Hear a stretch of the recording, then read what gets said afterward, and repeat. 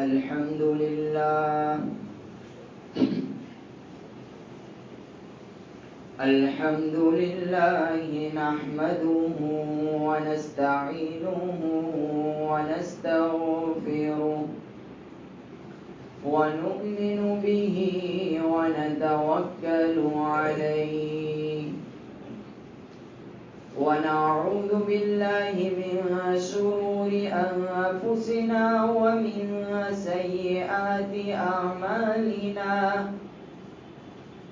من يهده الله فلا مضل له ومن يضلله فلا هادي له ونشهد أن لا إله إلا الله وحده لا شريك له ونشهد أن سيدنا ونبينا وحبيبنا ومولانا محمدا عبده ورسوله صلى الله تعالى عليه وعلى آله وأصحابه وبارك وسلم تسليما كثيرا كثيرا أما بعد فأعوذ بالله من الشيطان الرجيم بسم الله الرحمن الرحيم والضحى والليل إذا سجى ما ودعك ربك وما قلى وللآخرة خير لك من الأولى ولسوف يعطيك ربك فترضى صدق اللہ العظیم. بزرگان محترم اور عزیز دوستوں، گزشتہ 4 جمعہ سے ہمارا سیرت کے عنوان سے بیان چل رہا ہے. بات یہاں پہنچی تھی کہ حضرت حضور صلی اللہ علیہ وسلم نے جبکہ ان کی عمر 25 سال تھی حضرت خدیجہ رضی اللہ تعالی عنہا سے نکاح کیا، اور حضرت خدیجہ رضی اللہ تعالی عنہا کی عمر مبارک 40 سال تھی، اور آپ صلی اللہ علیہ وسلم کی جتنی اولاد ہیں ان میں حضرت ابراہیم کے علاوہ ساری اولاد حضرت خدیجہ رضی اللہ تعالی عنہا سے ہوئی، جن میں حضرت قاسم، حضرت زینب، حضرت رقیہ، حضرت ام کلثوم، حضرت فاطمہ اور عبداللہ رضی اللہ تعالی عنہ مجمعین. 27 سال کی عمر میں حضرت قاسم کی پیدائش ہوئی، اور سب سے اخیر میں 35 سال کی عمر میں حضرت فاطمہ رضی اللہ تعالی عنہ کی پیدائش ہوئی. حضور صلی اللہ علیہ وسلم کی ان بچیوں کی اولاد کے اندر جتنے بیٹے تھے سب کا بچپن ہی میں انتقال ہو گیا تھا، اور جو لڑکیاں تھیں ان میں حضرت زینب کی شادی حضرت ابو العاص سے ہوئی. حضرت ابو العاص کی زندگی ہی کے زمانے میں حضرت زینب رضی اللہ تعالی عنہ کا انتقال ہو گیا تھا. اس کے علاوہ 2 بیٹی حضرت رقیہ اور حضرت ام کلثوم، ان دونوں کا نکاح ابو جہل کے 2 بیٹے عتبہ اور عتیبہ سے ہوا. نبوت سے پہلے بچپن ہی کے زمانے میں ان کا نکاح ہو گیا تھا. جب بعد میں حضور صلی اللہ علیہ وسلم کو جب نبوت ملی، حضور صلی اللہ علیہ وسلم نے نبوت کا اعلان کیا، تو ابو جہل نے اپنے دونوں بیٹوں سے کہا، اس کے ذریعے سے یہ چاہتے تھے کہ حضور صلی اللہ علیہ وسلم کو تکلیف پہنچاؤں، تو اپنے دونوں بیٹوں سے کہا کہ اپنی نکاح کے اندر جو حضور صلی اللہ علیہ وسلم کی 2 بیٹیاں ہیں ان کو طلاق دے دو. تو ان دونوں نے طلاق دے دی. جب عتبہ اور عتیبہ، ان میں جو چھوٹا تھا عتیبہ، کہ اس نے حضور صلی اللہ علیہ وسلم کو ستایا بھی، پریشان بھی زیادہ کیا، تو ایک مرتبہ حضور صلی اللہ علیہ وسلم نے اسے بددعا دی کہ اللہ تبارک و تعالی اپنے کتوں میں سے ایک کتا تیرے اوپر مسلط کرے. اس دعا کا یہ اثر تھا کہ عتیبہ ہمیشہ گھبرایا ہوا رہتا تھا. نبی جانتے تو تھے کہ یہ نبی ہے، لیکن نبی کو نبی نہیں مانتے تھے. ناک کا مسئلہ تھا کہ ہم ان کو نبی مان لیں گے تو ہم چھوٹے ہو جائیں گے. تو ان کو نبی جانتے تو تھے لیکن نبی مانتے نہیں تھے. تو حضور صلی اللہ علیہ وسلم نے جب اسے بددعا دی، اس کے کچھ سالوں کے بعد جب ایک مرتبہ تجارت کی غرض سے ملک شام یا کہیں جانا ہوا عتیبہ کا، تو اسے یہ ڈر تھا. تو جب راستے میں کسی جگہ پر پڑاؤ ہوا، جب ایک جگہ پر رکے تو اپنے ساتھیوں سے کہا کہ مجھے اس بددعا کا ڈر ہے، کہیں میرے اوپر کوئی شیر مسلط نہ ہو جائے. تو اس کو بیچ میں سلایا گیا اور چاروں طرف قافلے والے دوسرے ساتھی سوئے اور اس کے بعد جو اونٹ تھے اس کو باندھا گیا. اس کے باوجود بھی جب رات کو وہ سویا تو ایک شیر آیا اور شیر نے ایک چھلانگ لگائی سیدھا عتیبہ کے اوپر اور عتیبہ کو پھاڑ گیا. حضرت فاطمہ رضی اللہ تعالی عنہ کی شادی حضرت علی رضی اللہ تعالی عنہ سے ہوئی اور ان دونوں صاحبزادیوں کی شادی بعد میں حضرت عثمان رضی اللہ تعالی عنہ سے ہوئی.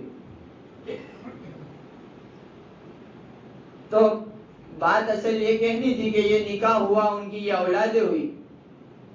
اصل بات یہ ہے کہ ہم اس زمانے میں کفار لوگ، جو کافر لوگ ہیں، عیسائی لوگ ہیں اور اس کے علاوہ دوسرے غیر مذہب والے لوگ ہیں، وہ حضور صلی اللہ علیہ وسلم پر نعوذ باللہ الزام لگاتے ہیں کہ حضور صلی اللہ علیہ وسلم نے 11 شادیاں کی اور اپنی خواہشات کو پورا کرنا چاہا. لیکن انہیں یہ پتا ہونا چاہیے کہ حضور صلی اللہ علیہ وسلم اپنی جوانی کے اندر، جبکہ آپ کی عمر 25 سال تھی، تب آپ نے جو نکاح کیا 2 مرتبہ کی بیوہ عورت حضرت خدیجہ رضی اللہ تعالی عنہ سے کیا. اور جب تک حضرت خدیجہ رضی اللہ تعالی عنہ زندہ تھی تب تک آپ صلی اللہ علیہ وسلم نے کسی بھی دوسری عورت سے نکاح نہیں کیا. حضرت خدیجہ رضی اللہ تعالی عنہ کا جب انتقال ہوا اس وقت تقریباً آپ صلی اللہ علیہ وسلم کی عمر 51 سال کے قریب تھی. جب دوسرا نکاح کیا وہ بھی ایک مرتبہ کی مطلقہ سے کیا جن کا نام حضرت سودا تھا، کہ وہ بھی ایک مرتبہ کی مطلقہ یا ایک مرتبہ کی بیوہ تھی. اس کے بعد تیسرے نمبر پر حضرت عائشہ رضی اللہ تعالی عنہ سے نکاح ہوا تقریباً 54-55 سال کی عمر میں. نکاح پہلے ہوا 52-53 سال کی عمر میں، بعد میں رخصتی ہوئی. تو وہ ایک عورت 11 میں صرف ایک عورت ایسی تھی جو نوجوان تھی جن کا کسی سے پہلے نکاح نہیں ہوا تھا. باقی جتنی ازواج مطہرات ہیں وہ یا تو مطلقہ تھی یا بیوہ تھی. اور اس کے اوپر بھی یہ نکاح کرنے کی وجہ بھی کچھ حکمتیں تھی، اس کی کچھ وجوہات تھی. کہ حضرت خدیجہ رضی اللہ تعالی عنہ تو عقل مند تھی، عقل کے اعتبار سے بہت عقل مند تھی، فہم بھی بہت زیادہ تھی، فراست بھی بہت تھی. تو اصل جو بات ہے کہ حضور صلی اللہ علیہ وسلم کو نبی بنا کر بھیجا گیا تھا، تو نبوت کے بعد جو سارے مسائل ہیں جو انہی سے پوچھنے تھے، تو عورتیں عموماً مسائل پوچھنے کے اندر شرماتی ہے. تو عورتیں اس کے ذریعے سے کہ آپ صلی اللہ علیہ وسلم کی بیوی ازواج مطہرات میں سے کسی سے سوال پوچھے اور وہ عقل مند ہوگی تو اس کے ذریعے سے وہ عقل کی وجہ سے صحیح طریقے سے سوال کو سنے گی، صحیح طریقے سے حضور صلی اللہ علیہ وسلم کے پاس سوال پیش کریں گے اور حضور صلی اللہ علیہ وسلم اس کا جو جواب دیں گے وہ ان تک پہنچایا جائے گا. اسی لیے روایتوں میں ہم دیکھیں، کتابوں کے اندر جو روایتیں ہیں اس میں حضرت ابو ہریرہ کے بعد غالباً سب سے زیادہ احادیث حضرت عائشہ رضی اللہ تعالی عنہ سے، کہ بہت سارے مسائل حضرت عائشہ رضی اللہ تعالی عنہ نے امت تک پہنچائے. ایک وجہ یہ بھی تھی کہ غالباً حضور صلی اللہ علیہ وسلم کی دوسری ایک اہلیہ ان کا نکاح پہلے حضرت زید رضی اللہ تعالیٰ عنہ سے ہوا تھا، جو حضور صلی اللہ علیہ وسلم کے لے پالک بیٹے تھے. انہیں آپ نے بیٹا بنایا تھا، حقیقی بیٹے نہیں تھے، انہیں منہ بولا بیٹا کا تھا. ان سے نکاح ہوا تھا. مکہ کے اندر یہ رواج تھا کہ منہ پالک جسے منہ بیٹا بنایا گیا ہو، اس سے وہ اگر کسی کو طلاق دے تو اس سے نکاح نہیں کر سکتا باپ. تو اس رواج کو ختم کرنے کے لیے اللہ تبارک و تعالیٰ نے ان کا نکاح حضرت زید رضی اللہ تعالیٰ عنہ نے جن جو زوجہ کو طلاق دی تھی ان سے نکاح کیا، تاکہ یہ رسم یہ رواج ختم ہو جائے کہ منہ پالک بیٹے کی بیوی وہ اپنے بیٹے کی بیوی نہیں گنی جائے گی، اس لیے کہ وہ حقیقی بیٹا نہیں ہے، وہ اپنی بہو نہیں گنی جائے گی اس لیے کہ وہ حقیقی بیٹا نہیں. اس رواج کو ختم کرنے کے لیے ان سے نکاح ہوا. اس کے علاوہ حضرت ام حبیبہ رضی اللہ تعالیٰ عنہ سے نکاح ہوا، جو ابو سفیان رضی اللہ تعالیٰ عنہ کی بیٹی تھی. حضرت ابو سفیان رضی اللہ تعالیٰ عنہ نے ایمان لانے سے پہلے مسلمانوں کے خلاف جب دو جنگیں ہوئی، احد اور بدر، اس میں سپاہ سالار تھے اور بہت آگے رہتے تھے. جب ام حبیبہ سے نکاح ہوا اس کے بعد ابو سفیان ڈھیلے پڑ گئے، کیونکہ وہ اپنے داماد کے ساتھ میں بھی جھگڑا کرنا لڑائی کرنا کوئی پسند نہیں کرتا، کیونکہ حضور صلی اللہ علیہ وسلم داماد ہو گئے تو اس کے بعد وہ ڈھیلے پڑ گئے. تو یہ سب الگ الگ حکمتیں تھی جس کی وجہ سے آپ صلی اللہ علیہ وسلم نے اتنے زیادہ نکاح کیے، اور وہ بھی 53-54 سال کے بعد. تب تک تو ایک بیوی کے ساتھ نکاح کیا. تو یہ چیز ہمارے ذہن میں رہنی چاہیے، کبھی بھی ہمارے ذہن کے اندر یہ بات نہیں آنی چاہیے کہ حضور صلی اللہ علیہ وسلم، جو عام لوگ تو غیر لوگ تو ایسے آواز اٹھاتے رہیں گے، لیکن ہمارے دل اس کے ذریعے اس سے صاف رہنے چاہیے. جب حضور صلی اللہ علیہ وسلم کی عمر 35 سال ہوئی تو مکہ کے اندر جو بیت اللہ تھا اس کی تعمیر نو کا ارادہ کیا. قریش کے لوگوں نے، مکہ کے لوگوں نے. بیت اللہ کی تعمیر 5 مرتبہ ہوئی ہے. سب سے پہلے تو جب حضرت آدم علیہ السلام کو دنیا میں بھیجا گیا، اس زمانے میں اللہ تبارک و تعالیٰ نے انہیں نشاندہی کی کہ اس جگہ کے اندر جو بیت المعمور ہے عرش کے اوپر 7 آسمان سے اوپر جہاں فرشتے عبادت کرتے ہیں، اس کے بالکل نیچے بیت اللہ شریف کو اللہ تبارک و تعالیٰ نے نشاندہی کی کہ اس جگہ ایک گھر بناؤ. تو بیت اللہ کو بنایا گیا. اس کے بعد جب حضرت نوح علیہ السلام کے زمانے کے اندر سیلاب آیا، ساری دنیا کے اندر سیلاب آیا، تو اس وقت بیت اللہ بھی ختم ہو گیا. اس کے بعد جب حضرت ابراہیم علیہ السلام دنیا میں آئے، اس زمانے میں اللہ تبارک و تعالیٰ نے پھر نشاندہی کی کہ اس جگہ بیت اللہ حضرت آدم علیہ السلام نے بنایا تھا، اس کو 2 مرتبہ اس کی تعمیر کی جائے. تو حضرت ابراہیم علیہ السلام نے اس کی تعمیر کی. اس کی بنیادیں، اس کی جڑیں تو وہاں تھی، اس کے اوپر دیوار وغیرہ حضرت ابراہیم علیہ السلام نے بنائی. اس کے بعد یہ تیسری مرتبہ تعمیر حضور صلی اللہ علیہ وسلم کے زمانے میں ہوئی، جب آپ کی عمر 35 سال تھی. اس لیے کہ اتنے سال ہو گئے تھے، دیواریں کمزور پڑ گئی تھی، دراریں پڑ گئی تھی، تو لوگوں نے سوچا کہ اس کو دوبارہ تعمیر کرنی چاہیے. تو اس کے اندر ایک آدمی نے اعلان کیا، غالباً حضور صلی اللہ علیہ وسلم کے والد حضرت عبداللہ کے ماموں، انہوں نے اعلان کیا کہ ہم کعبہ کو 2 مرتبہ بنائیں گے، لیکن اس کے اندر جو رقم خرچ ہوگی وہ حلال، بالکل حلال رقم خرچ کریں گے، 1 پیسہ بھی ہمارا حرام کا اس کے اندر نہیں آئے گا. وہ لوگ کافر تھے، لیکن اس کے باوجود بھی حلال اور حرام کا اتنا ان کے پاس احترام تھا کہ بیت اللہ اللہ کا گھر ہمیں بنانا ہے، تو اس کے اندر جو کمائی خرچ ہوگی، جو پیسہ لگے گا وہ حلال ہی لگائیں گے. سب لوگ راضی ہو گئے. اس زمانے میں عام تجارت جو تھی وہ ہر ایک حرام طریقے سے تھی، بہت کم پیسہ لوگوں کے پاس حلال کا تھا. جب تعمیر شروع کی، ہر خاندان والوں کو تھوڑی تھوڑی سی جگہ دے دی گئی کہ یہ دیوار آپ کو بنانی، یہ دیوار آپ کو بنانی، تاکہ ہر خاندان والوں کا حصہ لگ جائے. جب بیت اللہ شریف کی دیوار بنائی گئی تو دیوار بنائی، ہر ایک نے اپنے خاندان والوں نے حلال کمائی کے ذریعے سے بیت اللہ کو بنایا. حجر اسود کے رکھنے کا موقع آیا تو خاندان والوں میں جھگڑا شروع ہو گیا کہ حجر اسود کو ہم رکھیں گے، دوسرے خاندان والے کہتے ہم رکھیں گے، تیسرے خاندان والے کہتے ہم رکھیں گے. جب لڑائی بہت زیادہ بڑھ گئی تو اس کے اندر سے ایک آدمی نے کہا کہ آج اس لڑائی کو ختم کرو، کل صبح جو سب سے پہلے یہاں آئے گا اس کے پاس ہم فیصلہ کروائیں گے، وہ جو حکم کرے گا اس کو ہم میں سے ہر ایک مانے گا۔ سب نے کہا بالکل صحیح بات ہے، ہم میں سے ہر ایک اس کو مانے گا۔ دوسرے دن دیکھا کہ صبح صبح سب سے پہلے جو بیت اللہ کے اندر آئے وہ آپ صلی اللہ علیہ وسلم تھے۔ تو ہر ایک آدمی خوش ہو گیا کہ یہ تو صادق ہے، یہ تو امین ہے۔ ابھی نبوت نہیں ملی تھی، لیکن لوگوں کے اندر آپ صلی اللہ علیہ وسلم محمد نام سے زیادہ صادق اور امین سے مشہور تھے، کہ انہیں صادق کہا جاتا تھا کہ سچ بولنے والے، سچ کا ساتھ دینے والے، جھوٹ کا ساتھ نہ دینے والے، جھوٹ کبھی نہ بولنے والے، اور امین کے امانت دار۔ لوگ آپ کے پاس امانتیں رکھواتے تھے۔ آپ کا کردار جو 35 سال 40 سال نبوت کے پہلے کے تھے وہ بالکل صاف تھے، عیب سے پاک صاف ان کی زندگی تھی۔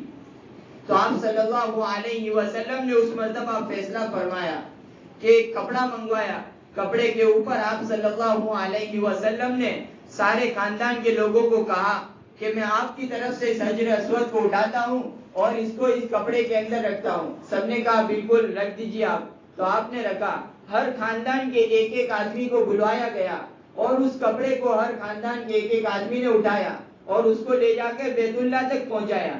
بیت اللہ کے پاس جا کر جہاں اس کو رکھنا تھا وہاں جا کر پھر آپ صلی اللہ علیہ وسلم نے فرمایا کہ میں آپ تمام کی طرف سے اس حجر اسود کو اس جگہ جہاں رکھنا ہے وہاں رکھتا ہوں۔ ہر ایک نے کہا کہ ہماری طرف سے آپ کو اجازت ہے۔ آپ صلی اللہ علیہ وسلم نے اس حجر اسود کو لے کر اس جگہ رکھا۔ تو اس طریقے سے یہ لڑائی جو ہونے والی تھی، بہت زیادہ لڑائی ہو جاتی، اس کو آپ صلی اللہ علیہ وسلم نے اپنی عقل مندی کے ذریعے سے ختم فرما دی۔ چوتھی مرتبہ جو بیت اللہ کی تعمیر وہ حضرت عبداللہ ابن زبیر رضی اللہ تعالیٰ عنہ نے کی، اور پانچویں مرتبہ ایک بادشاہ حجاج بن یوسف نے کی۔ اس کے بعد سے بیت اللہ اسی حالت پر ہے۔ آج سے 30-40 سال پہلے اس کے اندر جو دراریں پڑ گئی تھی، کچھ مسالہ جو ہوتا ہے وہ کم ہو گیا تھا، تو بیت اللہ تو اسی جگہ پر رکھا، لیکن جو جگہ میں کمی تھی اس جگہ کو اسی جگہ اس طرح پور کر دیا، ورنہ اس کے علاوہ اس کے بعد بیت اللہ کی تعمیر نہیں ہوئی۔ جب آپ صلی اللہ علیہ وسلم کی عمر مبارک 40 سال ہوئی تو آپ صلی اللہ علیہ وسلم کو اللہ تبارک و تعالیٰ نے ارادہ فرمایا کہ انہیں نبوت دی جائے۔ آپ صلی اللہ علیہ وسلم کو 40 سال کی عمر میں نبوت ملی۔ یہ نبوت سے پہلے کی جو ہماری 4 جمعہ کے اندر 4-5 جمعہ جو ہوئی اس کے اندر یہ جو تذکرہ آیا یہ نبوت کے پہلے کا تذکرہ تھا، جسے بیک گراؤنڈ کہا جائے گا، یہ نبوت سے پہلے کہ آپ صلی اللہ علیہ وسلم کی زندگی ہے۔ یہ زندگی بھی ہمارے لیے نمونہ ہے۔ ہمارے بچے، ہمارے جوان کے اس زندگی کے اوپر عمل کریں گے، اس زندگی کو اپنے اندر لانے کی کوشش کریں گے کہ بچپن ہمارا پاک صاف ہو۔ حضور صلی اللہ علیہ وسلم کے بارے میں آتا ہے کہ ایک مرتبہ آپ صلی اللہ علیہ وسلم بکریاں چرا رہے تھے تو اپنے ساتھی سے کہا کہ میں مکہ کے اندر جا کے آتا ہوں، آپ میری بکریوں کا خیال رکھنا۔ انہوں نے خیال رکھا۔ آپ صلی اللہ علیہ وسلم مکہ میں گئے تو دیکھا کہیں سے کچھ گانے کی آواز آ رہی ہے۔ آپ صلی اللہ علیہ وسلم نے پوچھا یہ کیا ہے؟ تو کہا وہاں فلاں گھر کے اندر شادی کی تقریب ہو رہی ہے۔ آپ صلی اللہ علیہ وسلم اس طرف جانے لگے، اللہ تبارک و تعالیٰ کی طرف سے آپ صلی اللہ علیہ وسلم کو نیند آ گئی، اور جو سوئے تو صبح تک آپ سوتے ہی رہے، آپ کے کان میں گانے کی آواز نہیں پڑنے دی۔ ایک مرتبہ جب بیت اللہ کی تعمیر ہو رہی تھی اس وقت آپ صلی اللہ علیہ وسلم بھی پتھر اٹھا کر رکھ رہے تھے، تو غالباً حضرت عباس نے انہیں کہا کہ آپ اپنی لنگی جو آپ نے سطر باندھا ہوا ہے اس کو نکال کر کندھے پر رکھ دو تاکہ آپ کے کندھے کے اوپر پتھر کے ذریعے سے نشان نہ پڑ جائے، کندھے کی چمڑی چھل نہ جائے۔ اس زمانے میں کیونکہ کفاروں کا زمانہ تھا تو وہ لوگ ننگا ہونا کچھ عیب نہیں سمجھتے تھے، تو آپ صلی اللہ علیہ وسلم نے جیسا کپڑا نکال کر کندھے پر رکھنا چاہا، آپ صلی اللہ علیہ وسلم بے ہوش ہو گئے۔ پھر ہوش میں آئے اور کپڑا لگایا، اس کے بعد سے آپ صلی اللہ علیہ وسلم نے کبھی بھی سطر کو لوگوں کے سامنے نہیں کھولا۔ تو یہ آپ صلی اللہ علیہ وسلم کی زندگی تھی۔ اس زندگی کو ہمیں بھی اپنانا چاہیے کہ ہمارا کردار ہمیشہ صداقت والا ہو، امانت دار ہو، ہم کبھی جھوٹ نہ بولے، ظالموں کا ساتھ نہ دے، ہمیشہ مظلوم کا ساتھ دینے والے ہو، اپنے اولادوں کو، اپنے بچوں کو بچپن ہی سے ان کی زندگی صحیح بنانے کی کوشش کرے۔ اس لیے کہ ہم بھی ہمارے بڑوں سے بارہا سنا ہے کہ چھوٹا جب پودا ہوتا ہے اس کو سیدھا کر دیا جائے تو وہ سیدھا ہی سیدھا اوپر جاتا ہے، لیکن بچپن میں وہ چھوٹا جب پودا ہو اس وقت ٹیڑھا ہو جائے، پھر بڑا ہو کر اس کو سیدھا کرنا چاہے تو سیدھا نہیں ہو سکتا۔ اس لیے ہمیں بھی چاہیے کہ ہم اپنی بچوں کی، اپنی اولاد کی بچپن سے تربیت کریں، ان کو صحیح علم کو پہنچائے، ان کو صحیح باتیں پہنچائے۔ انشاءاللہ اس کے بعد آئندہ جو نبوت ہے آپ صلی اللہ علیہ وسلم کو کیسے ملی، سیرت کا اصل مقصد جو تھا کہ ہماری اصل زندگی جو ہے، اصل ہمارا جو علم حاصل کرنا ہے، جو چیز ہمیں جاننی ہے، وہ اس 40 سال کی زندگی کے بعد اصل زندگی ہے کہ اس کو ہمیں جاننا ہے، اس کے مطابق زندگی گزارنی ہے۔ اس کے بارے میں بھی انشاءاللہ تفصیلی بات آئندہ جمعہ کو ہوگی۔ سبحان اللہ و بحمدہ۔